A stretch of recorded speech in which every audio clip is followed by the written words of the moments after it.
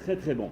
Aujourd'hui, je voudrais déjà avant tout vous remercier d'être tous là, toutes là, pour la Torah Gdusha, pour honorer la Torah et de partager les rubis, les bijoux de la Torah Gdusha, de la Torah Gdusha. Dans la paracha de la semaine, je voudrais vraiment vous rapporter une idée originale, une idée fantastique qui m'a interpellé et je voudrais la partager avec vous. C'est tout au début de notre paracha. Vous savez que les Bnei Israël, quand Yosef a voulu à ce que tous ses frères puissent venir en Égypte, ils sont tous venus avec leur père. Dès qu'ils sont venus, la famine a stoppé, comme on a dit Shabbat. La famine a stoppé et ils se sont tous installés en Égypte. En Égypte même, Yaakov sent et voit qu'il devait partir de ce monde et devra dire au revoir à ses enfants et ses petits-enfants. Mais avant, il fait une chose que tout parent doit faire, c'est de bénir ses enfants et ses petits-enfants. Alors, regardez au départ comment la Torah dit. Vayikra Yaakov el banav vayomer. Yaakov a appelé ses enfants et leur a dit. Et asfu vagida lachem, réunissez-vous et je vais vous dévoiler Asher yikrav etchem beharit hayamim. Et je vais vous dévoiler ce qui va se passer vers la fin des temps. Ici, Rashi, qu'est-ce qu'il nous dit aussi, la Gemara, nous dit qu'il voulait dévoiler la venue du Mashiach. Alors vous allez dire, pourquoi il ne l'a pas donné? Là, on aurait eu la date dans notre poche, on serait préparé. Voilà le Mashiach, il n'y a plus que 500 jours, 400 jours, 300 jours, 100 jours, 50 jours. Alors nos sages nous disent, c'est normal. Parce que la venue du Mashiach ne va pas dépendre d'une date. Ce n'est pas une date et puis ça s'arrête là. C'est par rapport à la conduite du Ham Israël. C'est notre conduite qui fait stopper, qui fait freiner ou qui fait accélérer la venue du Mashiach. Quand on dit qu'on met de la tzedaka, quand on allume les nérodes, quand on fait quelque chose, automatiquement ça attise le feu du Mashiach. Et aussi la deuxième chose, si on avait dit, voilà, le Mashiach va venir, pardon, en l'an 5780, d'accord. Tout ce qui était avant nous, comment voulez-vous qu'ils puissent s'en sortir? Ils vont se dire, ah, de toute façon le Mashiach, il n'est pas pour nous, c'est en 5780 qu'il va venir. Donc ni on va prier, ni on va se préparer, ni quoi que ce soit, parce que donc c'est le meilleur moyen pour décourager les gens à prier pour Mashiach. Donc c'est une des raisons que Yaakov, même s'il voulait dévoiler, pof, il a tout oublié. Il a oublié carrément les tenants, les aboutissants. Shalom Obracha. Faites un tout petit peu de place comme ça, tout le monde peut s'asseoir. Et donc il leur a dit, au lieu de leur dévoiler la venue de Mashiach, qu'est-ce qu'il a fait? Il a fait comme bon père doit faire, bénir ses enfants. Il a vu qu'il n'arrivait pas, alors il a béni ses enfants et ses petits-enfants.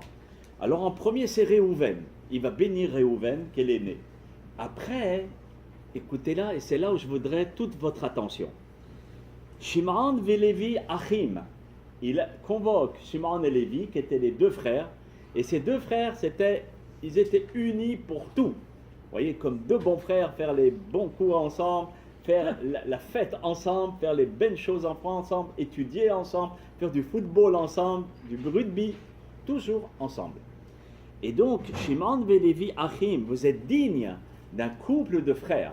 On doit apprendre de vous, comme il est marqué dans Tehilim, Ine matov umanachim umanaim shevet achim gam yachad. Une fois, j'étudiais avec mon frère à la yeshiva, et le Rosh Yeshiva, il est venu, et il m'a sorti cette phrase. Ça marque.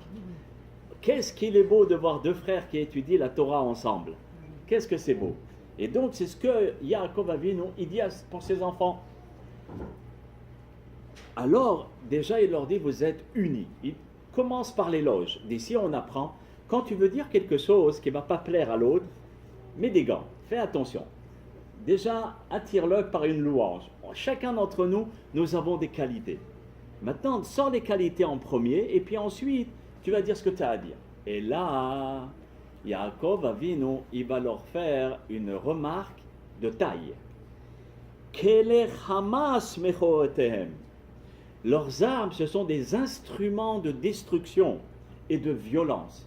La Torah emploie le terme Hamas, de violence. Le mot Hamas, il vous dit rien? Oui, Oh, il a... Vous voyez les Hamas?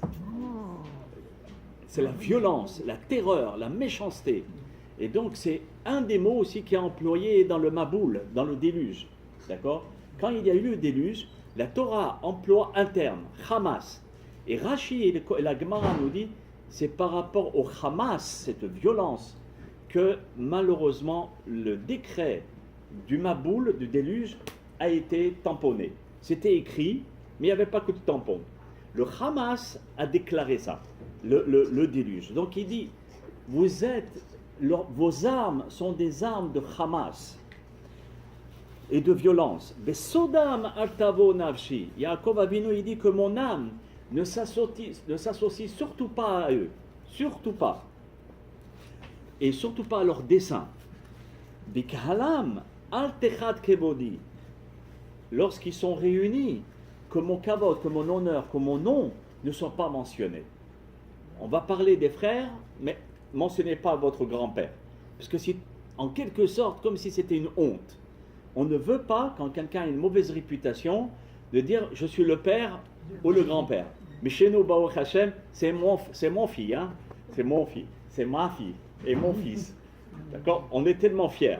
Mais là, Yaakov Avinu, c'était pas le cas. Et donc, Rashi et la Gemara, qu'est-ce que nous disent? Lorsque je ne puisse jamais m'associer à eux, dans l'histoire d'Israël, il y a eu un épisode très très difficile. Lorsqu'il y a eu Zimri ben Salou, c'était un chef de tribu. Zimri ben Salou, Shevet Shimon lehavi et Midiani nifne Moshe. Il y avait les Midianites. Zimri ben Salou qui était de la tribu de Shimon. Shimon et Lévi. Vous voyez, dans les gènes des gens, on voit le caractère. Qu'est-ce qu'il fait Zimri ben Salou? Il prend une femme non juive, il la prend par la tinéas et il l'amène devant Moshe Rabbeinu. Il lui dit, la phrase que vous connaissez tous, est-ce que cette femme est permise pour moi? C'est sûr que il provoque Moshe Rabbeinu, il connaissait la réponse, c'était un chef de tribu. Et il dit, parce que si tu me dis qu'elle est interdite, qui t'a permis la tienne? La tienne aussi de Tzipora, c'était une non-juive. Il y a une grande différence. C'est que cette non-juive s'est convertie au judaïsme, chose que c'est pas du tout le cas. Et donc avec chutzpah, avec effronterie, il vient devant le chef d'Israël. C'est comme si vous allez, d'accord, devant le Rav Ovadia Yosef ou bien le Rav Kanievski, et puis avec la Hazut Panim, avec une effronterie incroyable, vous lui parlez de cette manière. C'est inadmissible. Voyez? Donc c'est exactement ce qui s'est passé avec Zimri ben Salou, qui était de la descendance de Shimon. Korah, vous avez entendu tous de l'histoire de Korah, Vecha Adato. On dit bien la dispute qu'il y a eu entre Korah et ses amis. On ne dit pas la dispute de Korah et de Moshe. Moshe n'était pas en dispute. Lui, il n'avait rien à gagner. Il disait, écoute, moi personnellement, je ne suis pas là pour régner, ni pour. Je suis là seulement pour en transmettre. Voilà, je suis envoyé pour vous transmettre la parole de Dieu. Attends, il y a des chaises, David.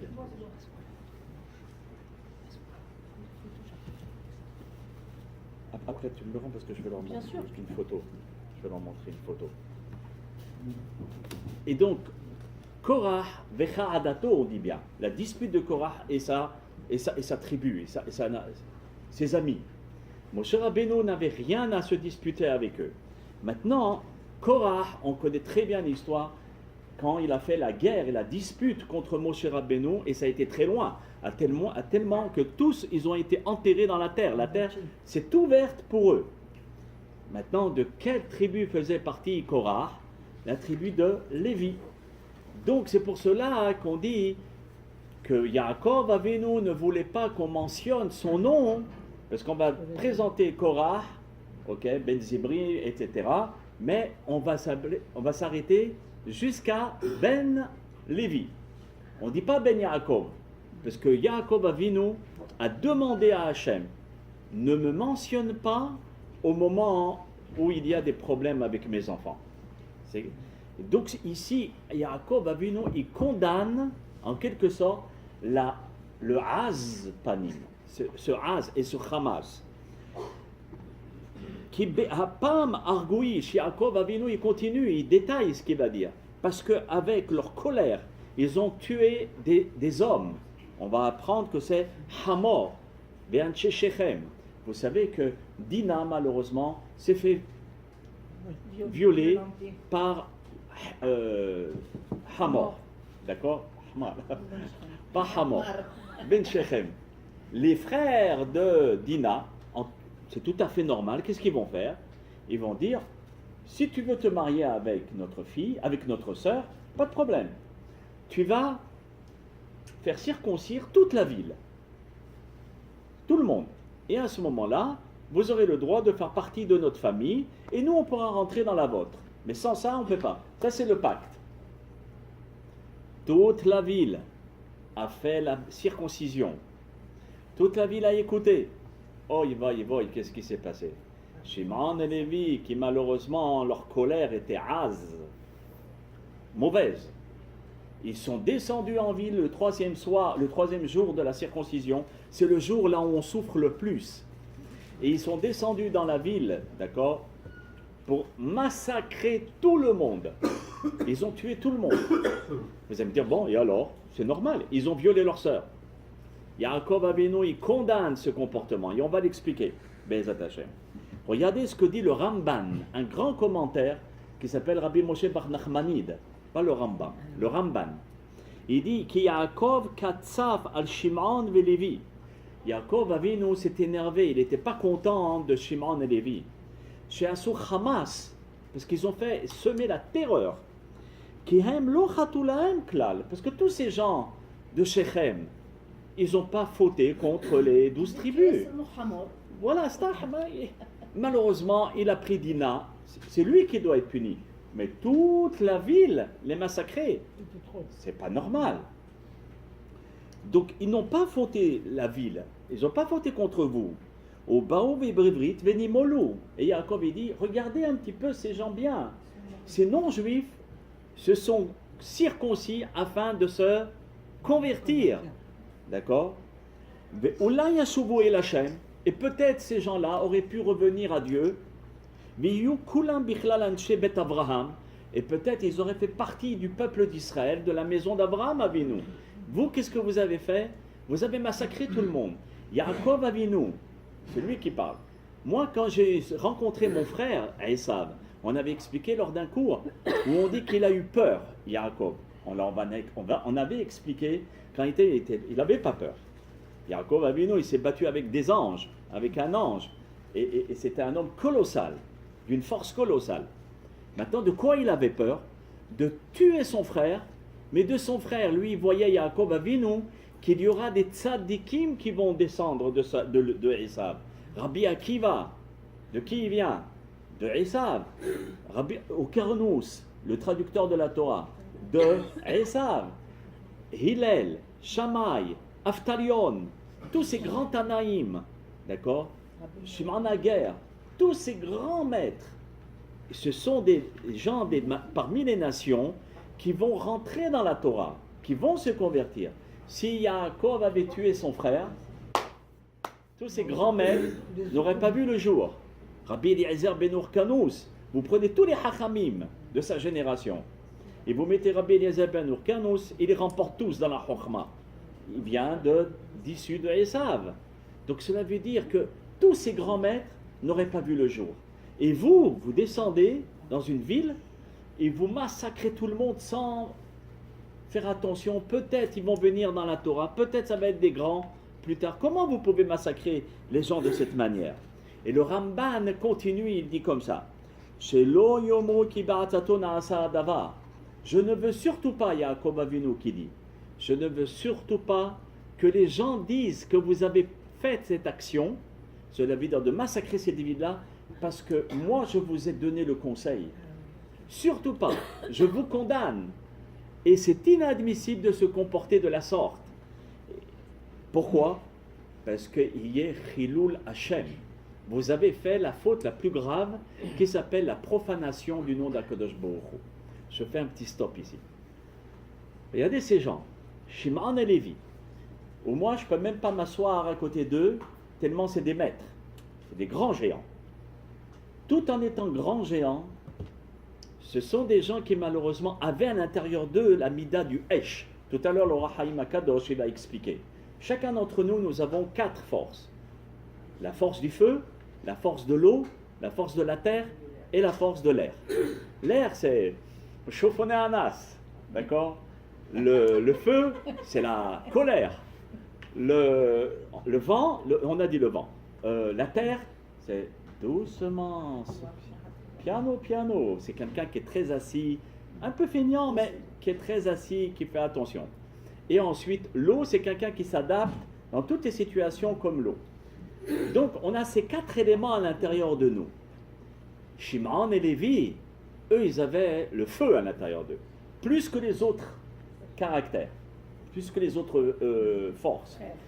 Donc, Yaakov Avinu est en train de dire, vous saviez que vous avez le feu. Le zèle que vous avez eu au nom de la Torah, c'est au nom de la Torah, parce que vous vous êtes dit, comment tu oses toucher notre sœur? On va te donner une leçon. Mais la leçon, vous l'avez très mal donnée. Parce que vous avez fait Chilul Hashem, la profanation du nom divin, qui est la faute la plus grande. Pourquoi on est sur terre? Pour faire Kiddush Hashem, d'accord? La sanctification du nom de Dieu. Quand un juif se comporte mal, ou bien il dit une mauvaise parole, ou bien il ne se comporte pas bien, il engendre le fait que les gens parlent du peuple juif, automatiquement. Et donc c'est un Chilul Hashem, ce qu'on appelle. D'accord? On appelle ça la profanation du nom de Dieu, parce que chacun d'entre nous, aussi petit que nous puissions être, on représente Dieu sur terre. Donc ne serait-ce que pour ça, hein, fais attention à ta conduite. Et ici, Shimon et Lévi, par le zèle de vouloir venger leur sœur, venger la Torah, essayer de remettre les choses en place, ils ont fait une abomination par rapport à leurs traits de caractère. Parfois, on a des traits de caractère, on se connaît tous. On sait qu'on s'emporte un petit peu trop vite. Alors, qu'est-ce que tu fais? Demande au Gadol Ador. Demande au grand de ta génération. Je suis ton père, mais je suis le Gadol Ador. C'est pas lui qui parle, mais c'est moi qui le fais parler à Yaakov. Yaakov Avinu était le grand de la génération, le grand maître. Vous voyez? Avant de prendre une initiative pareille, demande conseil. Et ne pense pas toujours avoir raison. Vous voyez, c'est pas parce que tu vas faire une action pour la Torah, ou bien pour défendre le judaïsme, qu'automatiquement tu as raison. Parfois, on peut faire des grandes bêtises. Regardez les grandes erreurs qu'on a faites dans les halachot, que j'en vois à la fin. J'ai dit, il faut apprendre de la Torah, mais aussi de notre histoire. Parce que notre histoire nous enseigne énormément. Et surtout dans notre génération où il y a eu beaucoup d'erreurs qui se sont passées dans l'histoire juive. Quand certains rabbanim ont mis en quarantaine d'autres rabbanim, quand il y a eu des sentences très dures contre des représentants du judaïsme, ou bien lorsque les nations nous ont fait du mal, etc., etc. Tout ça, il faut le prendre et d'essayer de réfléchir à 2 fois en se servant de l'histoire avant de mettre en kherem, c'est-à-dire de mettre en quarantaine une personne, ou bien ne plus lui parler, ou bien le chasser du judaïsme, ou bien de la communauté. Oh, mollo. Oui, mais je le fais au nom de la Torah. Même au nom de ta Torah. Qui te dit que ta Torah, elle est saine? Il risque parfois avoir malheureusement une Torah remplie d'orgueil. Comme Yaakov, il leur dit, remplie de Hamas. Et une Torah pareille, malheureusement, avec tout le respect que j'ai pour la Torah, et ce n'est pas les références qui me manquent, mais c'est le temps qui me manque, les références d'une Torah avec le Hamas, une Torah qui est remplie de colère et de... comme ça, où on va rentrer dans la personne, etc. Malheureusement, c'est une Torah qui sent mauvais. Et la Gemara, qu'est-ce qu'elle dit? C'est comme un âne, comme un porc qui a un anneau en or sur le nez, et cet anneau en or, il broute, il met sa tête dans les excréments. Voilà à quoi ressemble une personne qui a de la Torah, un anneau en or, mais il ressemble à un chazir, malheureusement, c'est pas moi. Jamais j'aurais dit une chose pareille si ce n'était pas la Gemara et les Tanaïm, les grands maîtres du peuple juif, pour dire attention à ta conduite. Ce n'est pas parce que tu étudies la Torah qu'automatiquement tu es dans la Torah. Shimon et Lévi, qui est plus grand qu'eux, les enfants de Yaakov Avinu, un des pères du Ham Israël, 2 personnes qui font partie des 12 tribus, ils sont des colosses. Qui je suis pour parler d'eux? Mais la Torah nous permet d'essayer de prendre une moralité de la Torah à Gdusha. Et le Ramban nous dit à tel point qu'ils ont provoqué malheureusement un Chilul Hashem. Et je ne veux pas être associé à cette action, même si elle était pour la Torah. C'est grand ce qu'on est en train d'étudier là. C'est d'une leçon magistrale. C'est très important que chaque jour où on va agir au nom de la Torah ou au nom du judaïsme, que l'on réfléchisse avant d'agir. Et si on n'a pas les moyens de réfléchir, ou bien on a un doute, il ne faut pas hésiter de demander aux sages de ta génération. Tu as un rave, tu as un conseiller, parle-lui-en. Avant de faire un acte, parle-lui-en. Et à ce moment-là, quand tu demandes à quelqu'un de plus sage que toi, plus grand que toi, chose que Shimon et Lévi auraient dû faire, alors tu es préservé de toute erreur, de toute erreur. Maintenant, regardez ce que le Or HaChaim HaKadosh, il dit. Le Or HaChaim HaKadosh, c'est Rabbi Haïm Ben Attar, un grand rave du Maroc. Et il dit, les zélés de Dieu, vigilance. Le Or HaChaim, il dit, chez Tiv'an Betikvuret Yesod HaEsh. Le Or HaChaim, il dit, malheureusement, Shimon et Lévi, pas malheureusement, ils avaient une force colossale par rapport aux autres frères. Ils avaient le feu à l'intérieur d'eux. Le feu, c'est très bon, mais il faut savoir le canaliser. Il faut savoir être maître du feu. D'accord? Et il dit comme ça. Il rapporte la Gemara Yoma à la page 22, Chavbet, où là-bas on parle de David Amelech et de Shaoul Amelech. Shaoul, c'était le premier roi d'Israël. La Gemara nous dit Shaoul be'achat ve'altalo amelucha mimenu. David be'kama ve'lo altalo. Si on traduit la Gemara textuellement, on ne la comprend pas. Mais les Mefarshim, ils expliquent, et ils disent comme ça. Shaoul, qui était le premier roi, a fait une erreur avec Amalek. Au lieu de tuer directement le roi de Amalek, qui est l'ennemi juré du peuple juif, il l'a laissé toute la nuit. Et dans la nuit, le chef de Amalek, a eu des rapports avec une femme, et la suite de Amalek a continué. D'accord? Dieu lui a demandé d'exterminer, parce qu'on ne sera jamais en paix. Et regardez, pour être en paix, on est loin d'être en paix. C'est les ennemis jurés d'Israël. Shalom.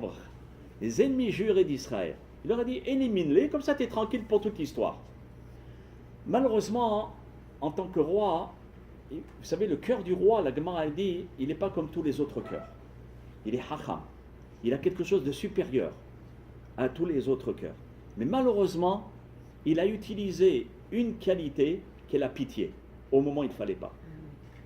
Ça veut dire et pitié, et de la miséricorde, mais pas au moment où on te demande de massacrer ton ennemi.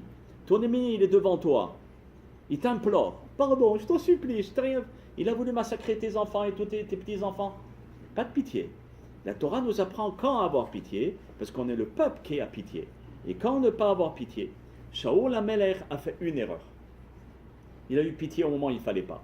Il a laissé Agag, qui est le roi des Amalek. Tout de suite, Akadosh Baruch Hu s'adresse au prophète de la génération qui s'appelle Shmuel, Hanavi, et lui dit, Shaoul, c'est fini. Je le chasse de la Meloucha, de la royauté. Je le chasse de la royauté. Permettez-moi. Echaim. Baruch ata Adonai Elohenu melech haolam shehakol nihiya bidvaro. Amen. Mais David Amelech aussi a eu pitié de Shaoul. David Amelech a eu pitié de Shaoul aussi. C'est son père. Non, c'est pas son père. Non, Entre Shaoul et Amalek, c'est sûr qu'il faut avoir pitié de Shaoul, c'est un juif. D'accord. Amalek, c'était l'ennemi juré, c'était pas un Ben d'Israël, c'était l'ennemi, il voulait ta peau. Donc, ici, qu'est-ce qu'on va reprocher à Shaoul? D'avoir pitié au moment où il ne fallait pas. Donc, il a fait une erreur. Cette petite erreur-là va lui coûter la royauté. De l'autre côté, David Améler, d'accord, David Améler va faire plusieurs erreurs. Avec Bathsheba, etc. Il a fait plusieurs erreurs. Et Akadosh Baruch Hu ne le chasse pas de la royauté. Le Or HaChaim Akadosh, il te dit, écoute-moi bien. Parce que Akadosh Baruch Hu va nous juger selon nos qualités, nos défauts, nos trou-notes. Comment on peut appeler trou-notes en français? Selon la façon dont on est construit. Tout à l'heure, je vous ai dit, on avait 4 éléments. Le feu, le bleu, d'accord, l'eau, etc. Maintenant, selon une certaine force, si on a plus de feu, donc on est plus colérique. Shaoul Améler n'avait pas plus de feu, n'avait pas plus d'eau, n'avait pas plus de terre et n'avait pas plus de vent. Il était très équilibré. Comme dit mon copain, il avait le yin et le yang exactement comme il le fallait. D'accord? Il était bien équilibré, il était très très bien. Tu n'avais pas à faire d'erreur. Déjà, tu es constitué d'une manière où tu es paré, tu es blindé pour ne pas faire d'erreur. Donc l'erreur chez toi peut être fatale. David Améler, on dit qu'il était roux, il était colérique, il était fougueux. Le feu était une partie supérieure, d'accord? Automatiquement, on lui laisse, on ferme un petit peu les yeux par rapport à son teva, à sa nature. Ça veut dire quoi? Le Or HaChaim Akadosh nous dit que selon notre nature, Akadosh Baruch Hu nous juge, ou Akadosh Baruch Hu nous guide. Il ne va jamais nous guider ou prendre notre dossier en disant oui d'accord, mais écoute Jano, Moshe Rabbeinu, il n'a pas fait comme toi. Écoute Jano, Rabbi Shimon Bar Yochai, il n'a pas fait comme toi. Écoute Jano, le Harizal, Rabbi Yitzhak Luria, il n'a pas fait comme toi. Oh, de qui tu me parles? Tu me parles de Rabbi Shimon Bar Yochai, de Moshe Rabbeinu. Parle de Jano. Jano, il est rempli de défauts. Jugement avec mes défauts, mes qualités. Mais tu ne peux pas me mettre au même piédestal qu'à Moshe Rabbeinu.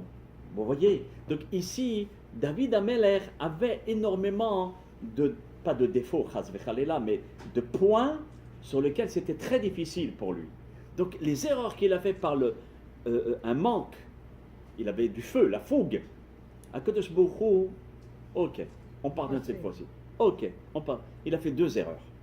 Dans les 2 erreurs, ok, Akadosh Baruch Hu lui a dit, tu as fait tchouva, ça marche. Mais Shaoul Améler, toi, même avec ta tchouva, je n'accepte pas, parce que tu n'avais aucune raison de fauter. Shimon et Lévi, on revient à eux, c'est le même cas.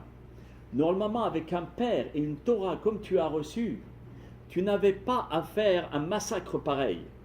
Il est vrai que tu es fougueux, mais tu es Shimon et Lévi, vous êtes les tops. Si les tops font des erreurs pareilles, qu'est-ce que vous laissez pour le reste du peuple? Et donc, ici, le Or HaChaim Akadosh, il dit, c'est pour cela que la Torah dit Arur Apam, que soit maudit leur colère. Qui az, parce qu'elle est méchante, elle est forte, elle est dure. Le Azpanim, on va en parler maintenant, ce que la Torah nous dit. Si Yaakov Avinu, il utilise le Azpanim. Le Azpanim, c'est quelqu'un qui n'a ni crainte, ni peur, ni respect, ni quoi que ce soit à l'égard des plus grands que soi ou les plus sages que soi. C'est un Azpanim. D'accord? Lo aleno qu'Akadosh Baruch Hu nous en préserve. Et donc, Yaakov Avinu va utiliser ce terme à l'égard de ses enfants. Il va leur dire Azut himida goa berov perolotea. Sache que le trait de caractère le az, c'est un trait de caractère qui est médiocre. Dans la plupart de tes actions, si tu te sers du az, tu coules, tu fais n'importe quoi. Ki azpanim lo yitbayesh mipene ish. Nos hachamim nous disent, parce que celui qui a le az, il ne peut pas avoir honte, ou bien avoir de la retenue, ou du savoir-vivre, ou bien de la correction. Et sache que beaucoup de mal peut s'en suivre à cause de ce trait de caractère. Quelqu'un qui est az, il ne va pas avoir peur de faire les disputes. Quelqu'un lui a pris le verre, oh, tu peux laisser le verre tranquille là, il n'a pas honte, il n'a pas de retenue. C'est un khatsouf. Voilà. Regardez quel terme il utilise, Yaakov. Az. Wow, c'est très fort. Et pourquoi il utilise ce terme? Pour dire avec ça, tu ne peux rien faire de bon. Avec cette mida, ce trait de caractère, tu ne peux rien, absolument rien faire de bon. Et au contraire, que de la marloquette, de la dispute. C'est pour ça qu'ils sont partis là-bas, ils ont tous massacré. Sin'a avec kin'a, de la haine et de la rancœur. Chose que vous avez eue pour votre frère Yosef. Lorsqu'il dit Ikrouchor, vous avez voulu déraciner un bœuf. Qui c'est le bœuf? C'est Yosef Hatzadik qui était sous vous savez que chaque tribu avait un drapeau, un sigle. Et Yosef, il était sous le sigle du bœuf. Costaud, fort, têtu peut-être, mais il sait où il va. Je ne peux pas changer d'idée si facilement. Et c'est pour ça qu'il y a les 12 signes du zodiaque. D'accord? Bezat Hashem, on en parlera aussi. Donc ici, vous avez voulu même tuer votre frère. À cause de quoi? De ce Azpanim. Et pourtant, vous allez me dire, Rabbi, c'est très bien ce que vous dites, au nom de la Torah. Mais j'ai une grande question. Parce que dans le Pirkei Avot, dans le Maxime de nos pères, là-bas au chapitre 5, à la Mishnah 20, Chaf, on nous dit Az, d'accord? Rabbi Yehuda ben Toma Omer, Rabbi Yehuda, il nous dit, Eve Az Kanamer, soit Az, d'accord? Fort, puissant, comme le tigre. Alors ça veut dire que la Torah, elle préconise et elle conseille le Azut Panim. Mais que pour la Torah. Oh, très très bien, Madame Atlanovic. Très très bien. Alors ici, ok, ça veut dire que lorsque Rabbi Yehuda ben Tema nous dit Az, d'accord, Kanamer, pourquoi comme le tigre? Le matin, quand tu es dans ton lit, il y a la tempête. C'est beau de regarder la tempête dans son lit, à la maison, au chaud. Mais quand on sait qu'il faut aller sortir, pour aller compléter le minyan, pour répondre Amen au Kaddish, je ne parle pas au boulot, aller au travail, c'est normal. Mais aller à la synagogue, on se trouve toujours des tiroutsim. D'accord? Puis tu comprends, il fait froid, etc. Ah, je ne peux pas. Et donc malheureusement, cette personne, ok, s'il n'a pas la mida de Az pour lutter contre ce Yetzirara, qui le laisse planter dans le lit, qui le fait dormir dans le lit, il faut la mida de Az pour dire non, je me lève, je m'habille, je sors dans le froid et je vais compléter le minyan. Wow!